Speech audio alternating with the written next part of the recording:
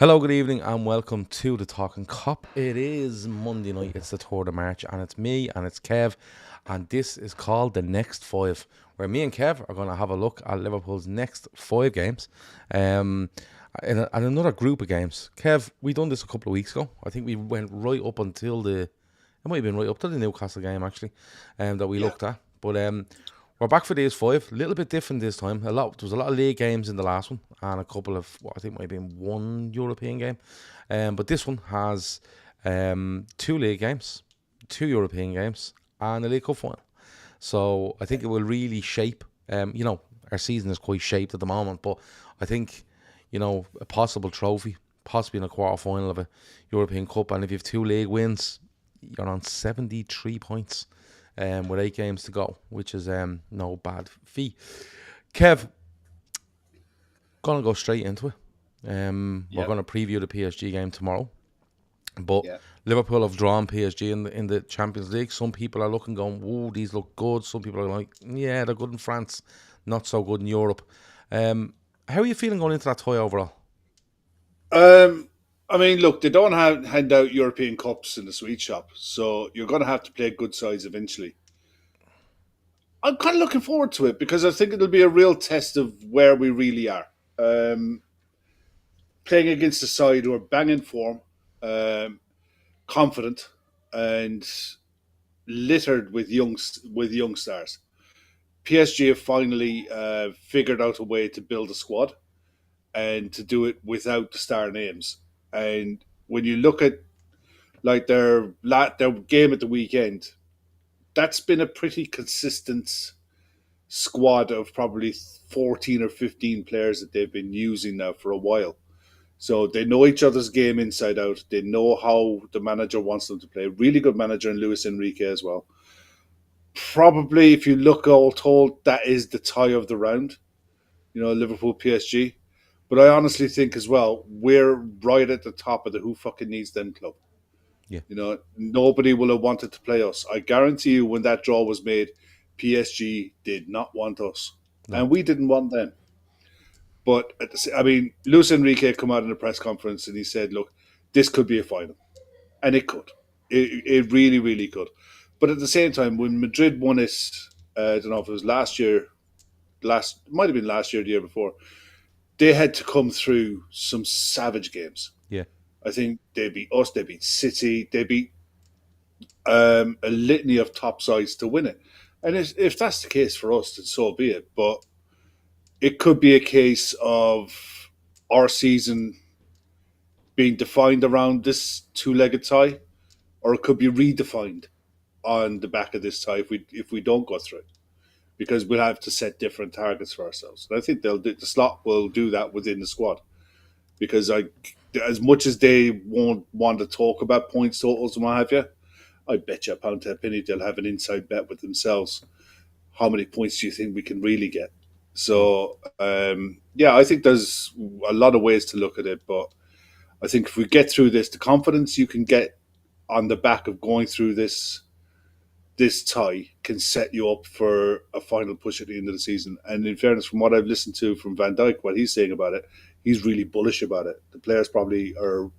If you can't get up for this kind of a tie, then you're in football for all the wrong reasons. And I don't think any of our squad are. I think they'll be right up for this. yeah. Like I always look at it in groups of games, and we were talking last night about it, saying Liverpool look like they're really sitting in a really nice position. They can see the map in front of them for the league. They can see the map. Obviously, it's a really small map for the League Cup because there's one game left, and you can see the map for the European Cup because you can see a route right through to the final now. It's basically pick one team or the other, but you can see who you're gonna, what side of that draw you're on and stuff. And people will say, what is how big of 5 games is this? I think it's huge. And, all games feel huge, but I really do think this is one. I think if you come out with this with a trophy through to the next round in Europe and 2 league wins, like you literally set yourself where you can make all the decisions on what you want to do and how you want to go about this season. You're not under any pressure. You know what I mean? Like, if, for argument's sake, if we come out with this and we are 4 points clear in the league, you'd be going, fuck, we have to keep hammering at this league. Yeah. even though we got through Europe. But if we come out with this, like if we beat Southampton and beat Everton, which we get on both later, you're kind of going, well, listen, Southampton is 16 points, Everton will be 19 points, and they have 3 games in hand, right? But are they gonna get full points? If they don't, you're 12 points minimum ahead. Yeah, With 10 games to go. I think it'll be 9 yeah, games to go. So I think it is absolutely huge. Fernando Chase has something there though, and it's interesting. He said PSG finally looked good since they got rid of Mbappe.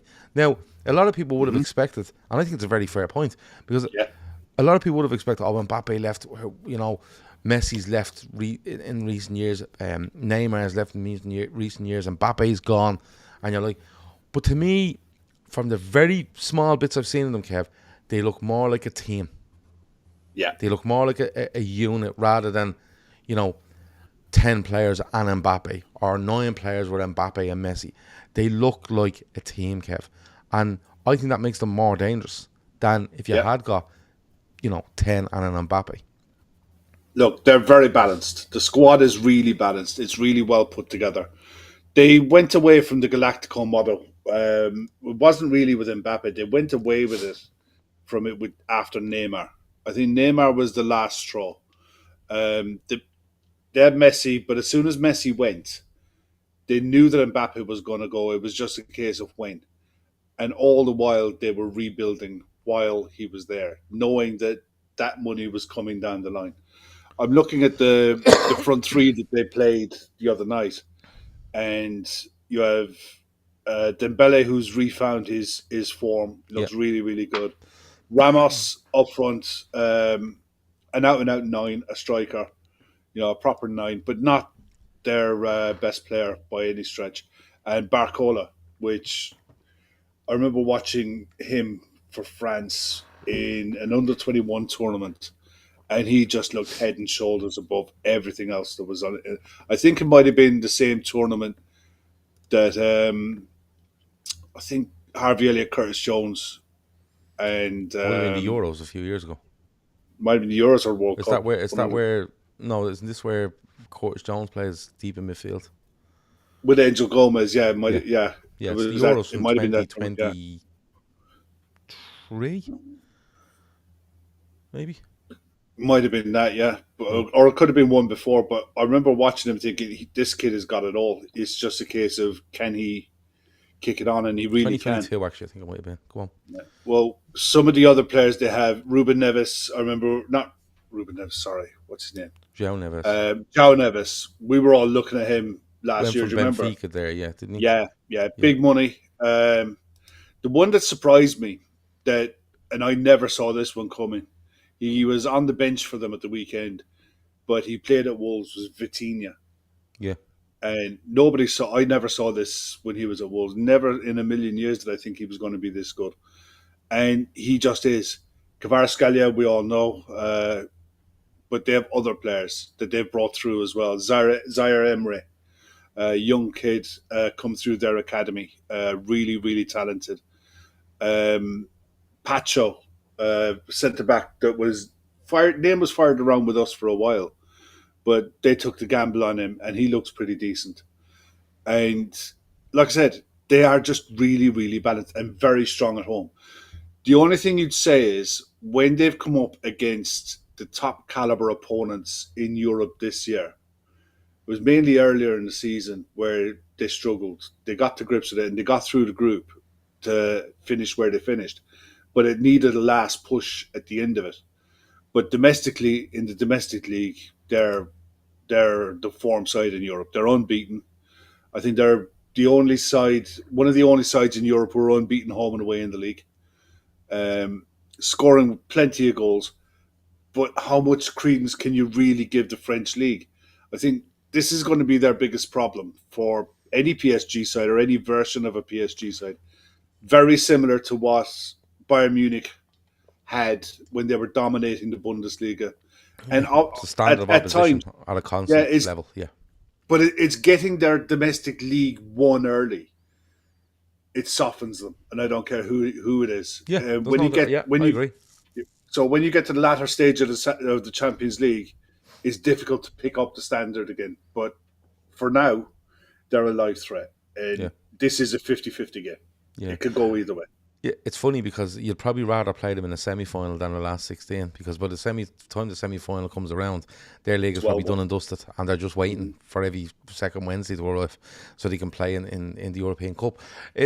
Look, with regards to Liverpool, and we take this tie as an overall, with regards to Liverpool, what's really impressed me over the last couple of games in particular is you go to Man City and you say, right, what have they got? Well, Marmouche is probably alive where, Foden can do it on any day. De Bruyne's legs are gone, but you never know. You've got Savinho, and you're kind of going, right, they have real threat. You think they have real threat because that's their strengths, right? And Liverpool, I thought, were brilliant in the way that they said, right, what's their biggest threat? All things being equal, it's probably them four. So what we're going to do is we're going to make sure them four don't get as much space as they would expect to. And what's their weakness? Their weakness is turning around and going back towards their own goal. So what Liverpool done was they made sure they were really solid, and then when they won it, they looked a real threat, And they didn't want 50, 60%, they didn't even want 40% of the ball. Liverpool thought, if we have it for every 10 minutes of that game, if we have it for 3, we feel we can do more against them in 3 than they can do against us in 7, the way we've set up. And I was really impressed with that. With the Newcastle one, it was different. We came out, we were on the front foot.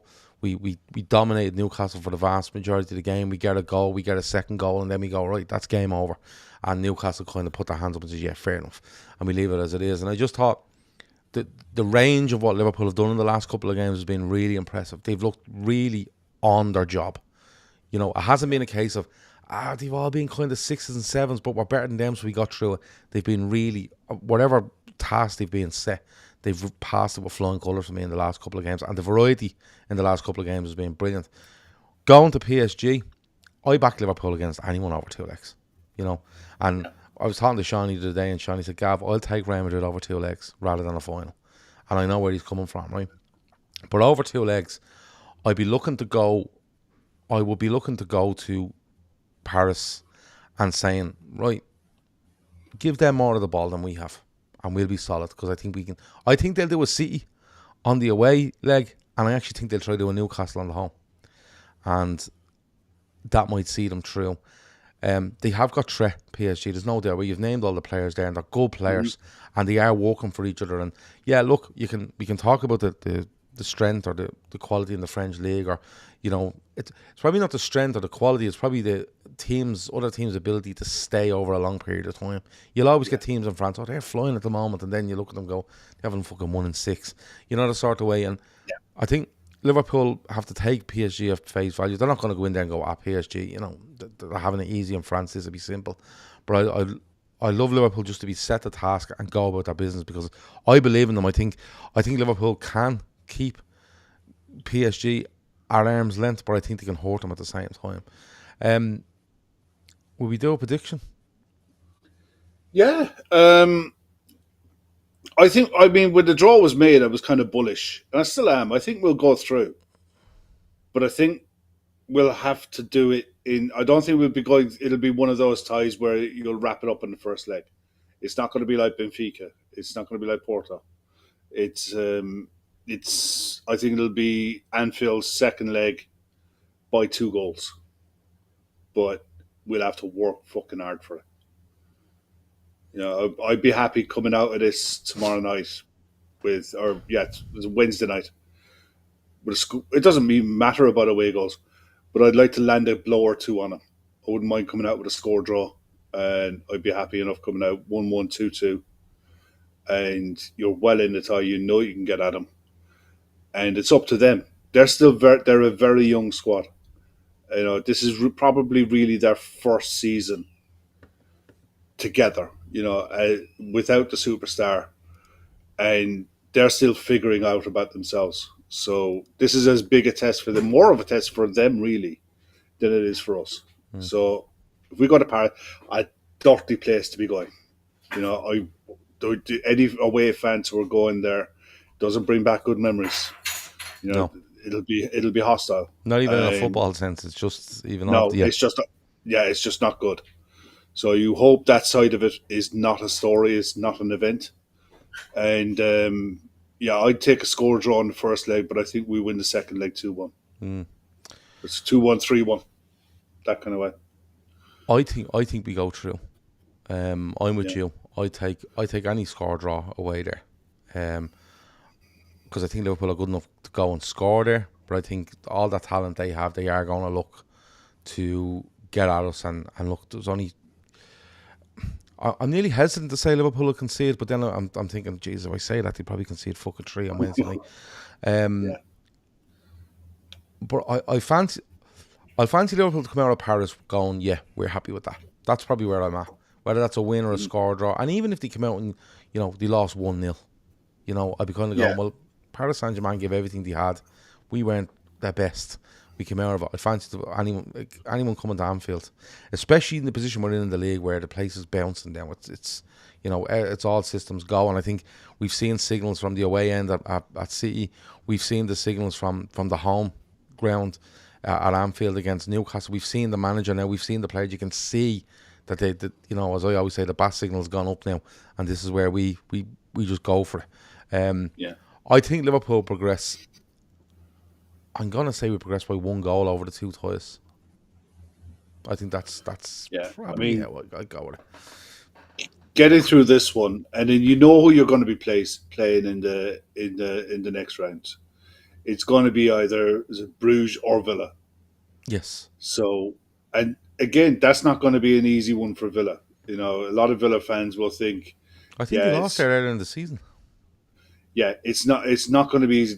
Apparently this version of Bruges, they know they're going to get picked apart in the summer. They know they're going to get absolutely rolled in the summer, like with losing players. But very similar vibe to that Ajax side under Yeah, Ten Hag. yeah, Anything's possible with them. But you know your path. If you can get through this one, you know your path, and you'll see how it evolves. So I think the season, like go back to the start, the season could be defined by this fixture in different ways.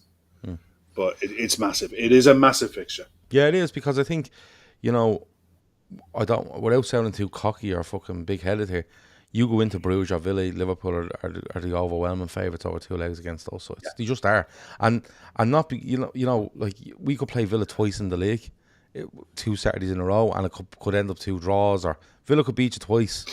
But Yeah, in Europe, it's different. In Europe, it's just different, and yeah, Liverpool are well programmed to this, and it's just a different proposition altogether. I'd be interested. It will be interesting to see the Bruges and Villa thing. I think a lot of people are writing Bruges off, and I think they have a real chance. I watched the highlights of yeah, them away at Atlanta there, the last game week, and Jesus Christ, they were fucking unbelievable. To be fair to them, yeah, yeah, we both think they go through. Moving yeah. on, and we're not going to spend a fucking hour and a half doing all this stuff tonight. It's 5 No, games, no, so no. But moving on, the League Cup final.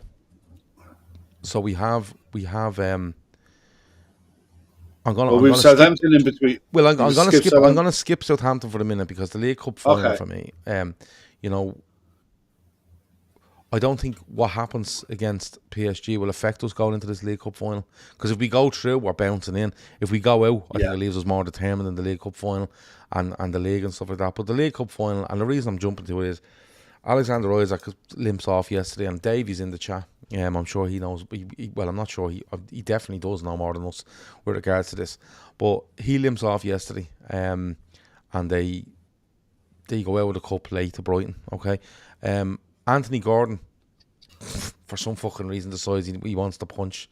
He wants to try fucking punch people in the head with both his fists at the same time. He looks like he will get a 3-game ban. I've seen people saying it'll be rescinded and all this. There's not a fucking hope that's being rescinded. It's absolutely No. ridiculous from him. But we go into that one favourites, Kev, simply because of league position, history in the competition, experience in the competition. We're the holders of that thing, and we have like everybody's available. Like, well, Yeah. bar, like Joe Gomez isn't available, and who else? Connor Bradley won't be Connor Bradley. available. So other than that, we're absolutely fine. Davey T says Isaac is fine. He'll probably miss the West Ham game.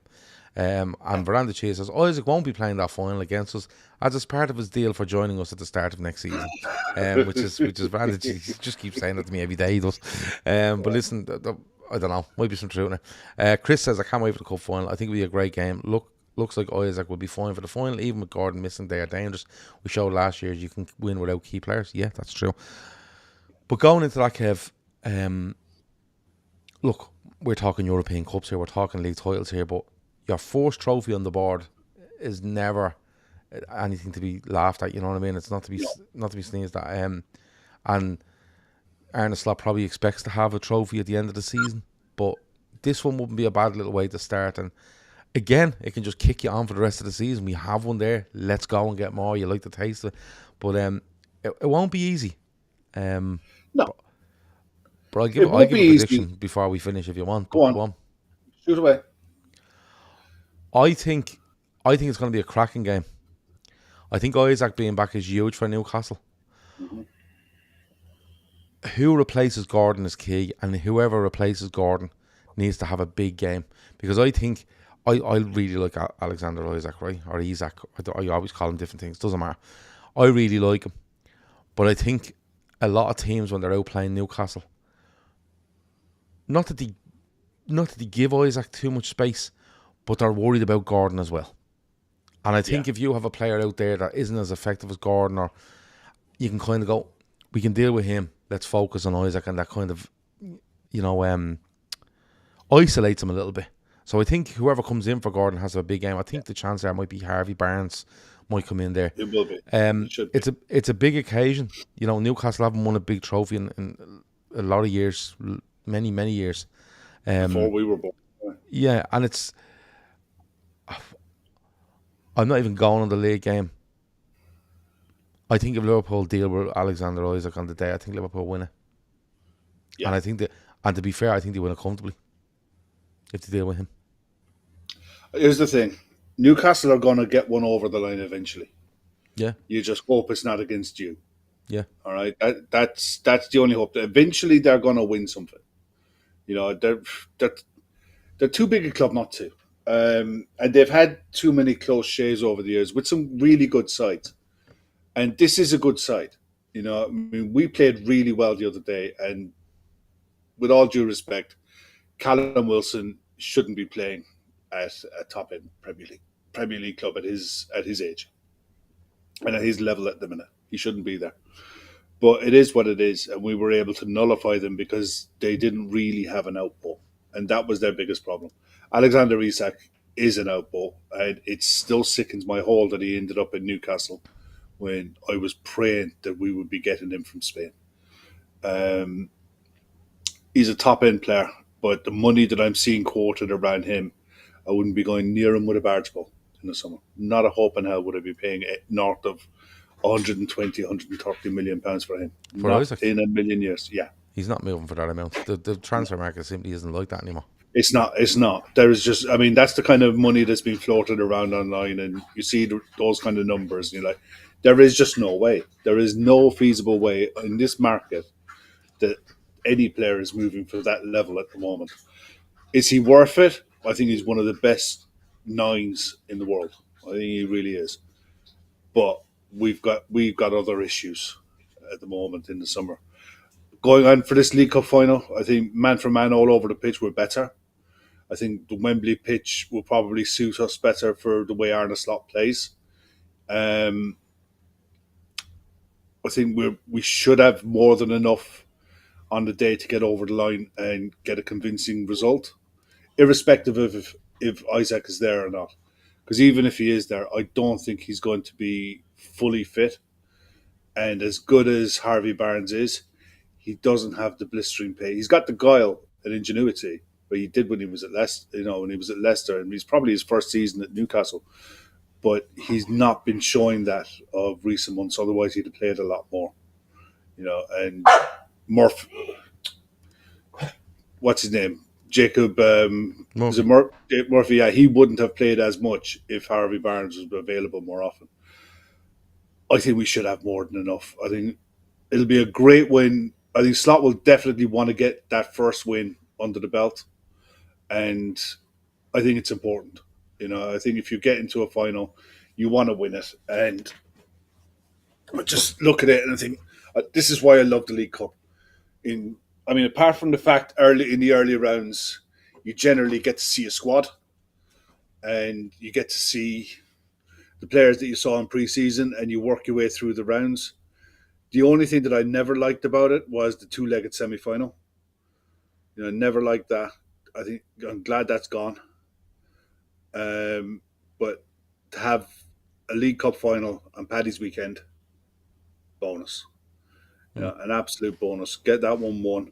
Enjoy the bank holiday Monday, nurse your hangover, and bounce into work on that following Tuesday. And Yeah. look forward to the season. A couple of people. Super Tiger says Joe Linton is one card away from a suspension. Does Howe give him game time versus West Ham and risk that, or play him in a final straight from an injury? Again, Dave, He's a you'll know walking yellow card, for fuck's sake. Yeah, He's a I know, walking but yellow card. I can see him. I can see Newcastle playing that game. I think it's a week to the day before the cup final. I can see Newcastle resting quite a few players in that game, and just I hoping just that want to check something. they can get over the line. You can get over the line, in that league game leading into. But here's the thing at the minute, cup right? final. Newcastle currently are sat on 44 points in sixth place. They got West Ham. Let's have a look at their fixtures. One sec. They got on the Monday, March 10th, they've got a Premier League game away to West Ham. And then they got the game against us. Yeah, I don't think they have that luxury, because they're desperately going to need Champions League football to be able to invest the kind of money they need to invest. They're 2 points behind Chelsea and 3 behind Man City, who look like they're finding a bit of form. So I don't think they can take anything for granted. Yeah. Away to, and they don't, they haven't. They've been always been a club that struggled traveling to London. So yeah, but you see, my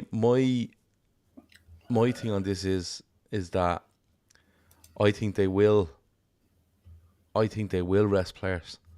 I think if they balance this up, and it'd be interested to see what Davey thinks, right? But I think Newcastle look and go, we'll take our risk against West Ham that we can beat them and leave 4 or 5 on the bench, right? And for the better, for the advantage of going into that cup final is way more than that West Ham game. And I think if you're going to risk one, you're going to risk the league game.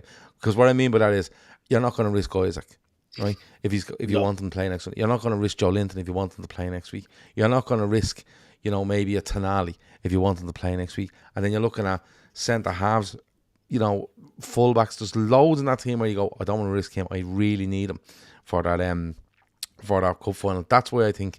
Do you think Eddie Howe is under a bit of pressure to deliver silverware? He's been up there a while now. No, I wouldn't have thought so. Fans he's spent a chunk of change. Yeah, he has spent money. Don't get me wrong, but I think when Newcastle get taken over, everyone's thinking they're going to spend hundreds of millions, and this is it. We're the richest club in the world, and all this stuff, and it just hasn't come to pass because the rules around PSR and FFP and whatever else have hindered them, and possibly getting into the Champions League have probably hindered them quicker. They might have been able to spend a little bit more before making it into a Champions. I think they would have been able to spend more before now if they hadn't been in the Champions League, looking to probably get into this season. But I don't think he is, because when you look at the teams around him, he's 2 points off Chelsea. They fucking spent over £1 billion. Man City. Look what Man City spent. Arsenal have spent a shitload of money. Liverpool spend good money. But these are all teams that are at the top. I think the thing Newcastle might look at, and other clubs might look at going, Forest are fucking up there, and Bournemouth are up there, and and if one of them jumps into that spot, you're going, now hold on, now we might be under pressure because we're doing all this and these boys are able to do it. You know what I mean? So it's Davey says Howe's under a bit of pressure. The money he has in the bank is dwindling. Questions are being asked. Yeah. But you have to look at, in relative terms, what's around you. And I think that this is why I'm saying, with Bournemouth and your Forest in particular being up and around you, teams do look around going, fucking hell, they're not spending anywhere near what we are, and look where they are. You know, the sort of way. Yeah. Let me see. But look, the League Cup final. Go on. We might as well give a quick prediction as things stand. You know, everyone's As fit and all this sort of stuff. yeah, as things stand, I'll 2-0. I just think that the service that Isaac needs. Look, he can score a goal out of nothing. He can. He's one of the few centre forwards that I've seen that can give Van Dijk and Kanate a real handful. He can give them real problems, but I don't think that he'll get the service that he needs. I think Anthony Gordon's a huge miss. He's an absolutely huge miss because, like you said, he offers them something else to look at, and that gives Isaac space. He won't have that space. Plus, I think if we do our job against PSG, we're bouncing into this in a big, big way. And the hype around it as well. The hype around this is going to be massive for different reasons, for Arne Slot, for the squad, You for probably the can't pick players. too bad a set of fans to be at it as well. In Yeah. fairness, And for the players that are going to be leaving in the summer, this is their last domestic cup competition that they're going to be in. They're going to want to leave it with a win. They're not going to want to leave it with anything on the table. And they're going off on their international break after that fixture as well. So mm. there's no excuses. There's going to be they've had plenty of rest. They've all been managed properly. As long as we get a fit, good 11 out, we have more than enough to beat them. So I expect 2-0. I don't expect it to be like 4-5 or anything remotely like that. I think 2-0. Yeah. um, I'm gonna go with you. I think Liverpool. I think Liverpool edge it. You see, finals. You know, they're very rarely just a one-sided affair. You know, Newcastle are going to come in and put everything they have into this, and rightfully so. You know, for loads of reasons. Um, but I think Liverpool just have too much of them, and I could be wrong. I could be wrong, like being wrong loads of times. I just think overall, I think Liverpool just have too much of them. I think Liverpool's threats, the Yeah. threats Liverpool have, I'm not too sure if Newcastle can handle. And I'm not saying Newcastle can't score against Liverpool. Not far from it. He scored 3 earlier on the season against us. But I just think Liverpool's threats outweigh Newcastle's threats, and that's maybe what it might come down to. But somebody said it earlier: if you go a goal behind to Newcastle, you're in serious trouble because they've Yeah. no problem sitting All in. of a sudden. And then, but Gordon and Isaac were always your outball. This is why I keep going back to whoever replaces Gordon needs to turn up in a massive, massive way. The league games. I was having a little look earlier at the league games and what we have left, what Arsenal have left, and people go, "Don't be worrying about it. We're winning the league." Yeah, listen, I'm not. I just like looking at fucking fixtures. Yeah. Let's be fair. And I was more looking at them to see where these quarterfinals and possible quarters and semi-finals sit between them all. That's really what I was looking for. But Liverpool face Southampton at the weekend, and I don't want to write off Southampton, but Liverpool should be absolutely going and putting 3 points on the board there. Absolutely. They play PSG, they play Southampton, they go and play PSG again, then they play the cup final, I think, yeah, and then there's an international break, am I right? And then we come back for Yeah. Everton at home. I suppose we want to look at these 2 league games, Kev, but I kind of start counting up what points I expect teams to get, and I've definitely come to the realisation that Liverpool currently sit on 67 points. I think four wins this league. Yeah, let me just have a quick gander here a sec. I mean, No, sorry, 5 wins you this league. oh yeah. I mean, we're on 67 now. They're on 54. I think they're going to start looking beneath them rather than ahead of them sooner rather than later. I think there's every chance that Man City catch Arsenal by the end of the season. I think that'll be Guardiola's main target. That's the challenge he'll set his squad by the end of the season, so he can turn around at the end of the season and go, look, we've had an absolute mare. We've lost 8 games this season, and we were good enough to finish second. Thank you very much. Hmm. I think if we, well, no, it's not if. When we win our next 2 league games, we're sat at 73 points with 8 to play for. Yeah. And you're going to have a squad hungry to play as well. And a manager, I think, who at that stage, depending on the PSG result, will have to rotate around games and start to prioritize the Champions League over the league, because you've earned that right. You've earned that right by the performance in the first 2/3 of the season to build a cushion so that you can take a few more risks in the latter end, the back end of the season, with resting a few players that you ordinarily wouldn't do, knowing that you've got a Chiesa, you've got Harvey Elliott, you've got Endo, you've got Kwanzaa that you can bring in. You don't have to play them all, but if you dropped 1 or 2 in for an hour and you use your bench, then you can do that. You're not massively reducing the quality of your starting 11, but you are rotating around players who are going to need rest. We don't know the players that are going on international duty, I'm pretty certain the Dutch have a big Nations League playoff, like a semi-final or something. I think they've got important games in this next international break. So I'm going to have to look into it, because I meant to look up what international sides were playing what. But we can just hope that the players we get back are coming back fit and healthy, and finish off the league strong. 4, 5, maybe 6 wins tops. Oh, you see, six wins would be a surprise. I mean, Chris is mentioning there, Arsenal can get 87 points max if they go perfect. They fucking ain't. No, there's nothing in that Arsenal squad that makes you think that they're capable of doing that. I don't think Arsenal break 80 points. No, nor do I. I think they're on 54, and I think they get 24 from the last 33.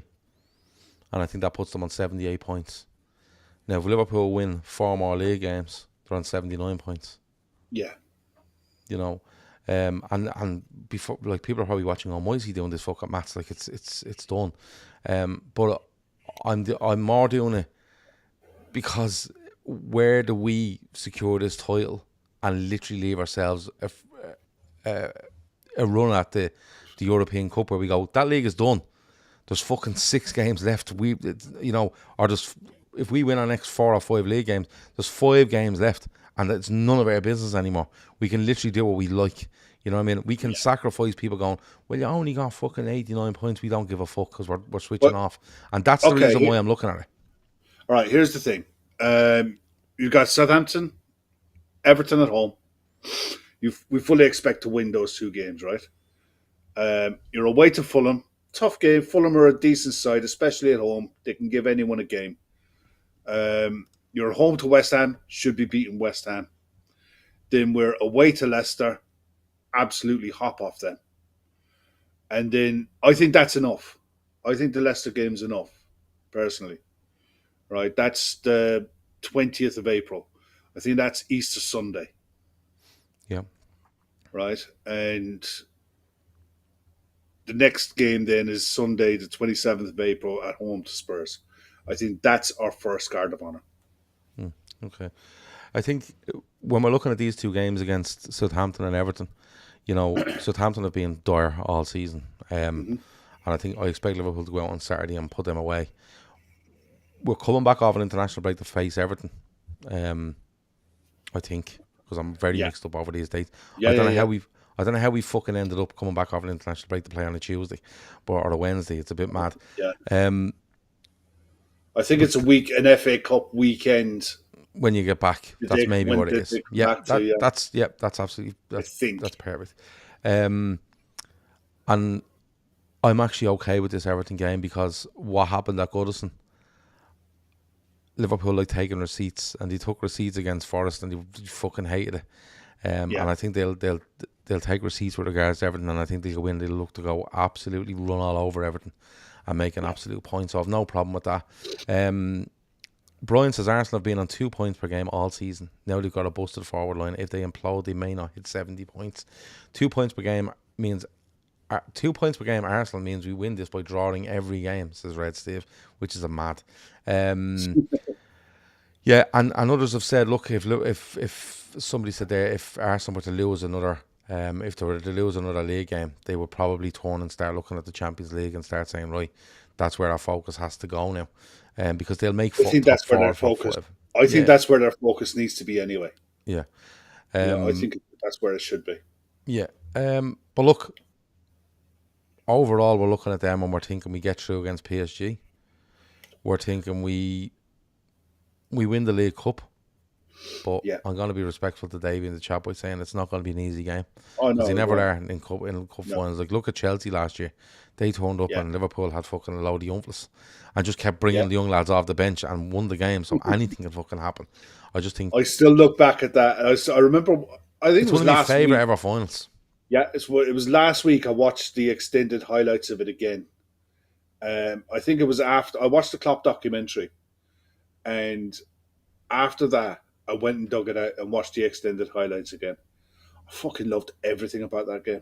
Yeah, it Everything. was I brilliant. remember watching it. I remember coming on and doing the post match after it. Yeah, It was unbelievable. One of I my ended up in favorite. Liverpool. I ended up in Liverpool that weekend because they were meant to play Luton at That's home in the right. Yeah. league, and myself and Emma had booked to go and watch them against Luton. So we were travelling over, and then of course when we got through to the final, we were like, "Oh fuck, that final is going to be on now." And obviously Luton aren't. And me and Emma got on the plane, right, which is usually packed out of Dublin on a Yeah. Yeah. Saturday morning for Liverpool, and there's about 20 people on it. Honestly, 20 people on it. And you was like, sit where you like, you know. But we ended up in a pub in Liverpool, and it was fucking brilliant. It was one of my favourite finals to watch. Now I know, look, don't get me wrong, you have like the final in Dortmund in 2001, you have the FA Cup final in 2001, you have Istanbul, you have Madrid, you have so many finals, but just that one, Yeah. just to watch them, and you are so proud of them Yeah. regardless. And then when That Van was Dijk it. scores, you know, it was phenomenal. So yeah, that was. I think the League Cup is like we've won it more than anybody else. So it's holds a special Well, place it's for right up there. Liverpool. It's Yeah, right up there. 100%, and it's a great time. I think the format is brilliant. I actually disagree with you. I like the two-legged semi-finals because they've always been like that. I remember going back years ago. The League Cup used to be two legs every round. Nearly, it was fucking mad. Yeah, it used to. Yeah, no, because And you had I could replays be in there. remembering that wrong, but I remember like going, No, Liverpool are playing fucking. Actually, it was because you had that's where replays. Fowler scores 5 against Fulham in a fourth leg, and he go back and he I think he might get one against them in at Anfield or something, you know, or the other way around. But yeah, I do like the League Cup. I like the way it's set up. I like when it finishes, and I just think it's a brilliant platform and springboard for teams that are looking to go on and do bigger and better things. But it's a great springboard for the likes of a Newcastle who want to get a trophy and get that kind of monkey off their back. So it's one of those. We just feel really good about this team at the minute, don't we, Kev, before we go? Yeah, I mean, look, I think the only thing that could hinder us now is a couple of key injuries. But even then, I just look at the squad and think, look, there's players in there that haven't had enough minutes that would lick their lips at the idea of, okay, I'm going to get in here for about 2-3 weeks and I'm going to play for 2 or 3 weeks and this is my chance and I'll show what I can do in this 2 or 3 week period. It's the squad itself, though, it's so well balanced. When they put it together last year, and the fact they didn't fuck around in the summer, when we were all calling for this, that, and the other, and going into last summer, people were looking to sell X, Y, and Z player as well. The fact they held it all together, and the fact that when you look at it, it's so versatile, it's so well balanced, and they're just finding form and the belief that they have within it.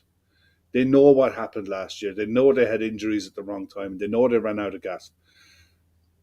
They just don't look like anything is going to derail them at the moment. And potentially, there's a potential 97-point season on the cards. I mean, that's pie in the sky stuff. That's why I think that's what I think could be on the cards if we go out against PSG. If we Yeah, go out Liverpool against could look to PSG, you, but yeah, I think I think they'll reset and say, look, let's see how many points we can chalk up yeah, between I now think and yeah, you have to, and this is why when I'm looking up fixtures and points and possible points, I'm doing it on the basis of when do we get over the line in this? Are we going to end up with a semi-final of a Champions League where we can actually literally choose how we're going to approach this game with every fucking player? yeah, And look, we talked earlier about PSG and the lack of competition against them, but the Premier League is different. You know what I mean? The Premier League is different. You're going into 2 PSG games in France, you could be playing anyone that's like, Jesus, whatever. Whereas these Premier League games, there's so many teams there that have stuff to play for. So many of them. Like, there's probably 3 teams in this league have nothing to play for now. Right? Everyone else is either worried about the drop, trying to get into the fucking Conference League, trying to get into the Champions League.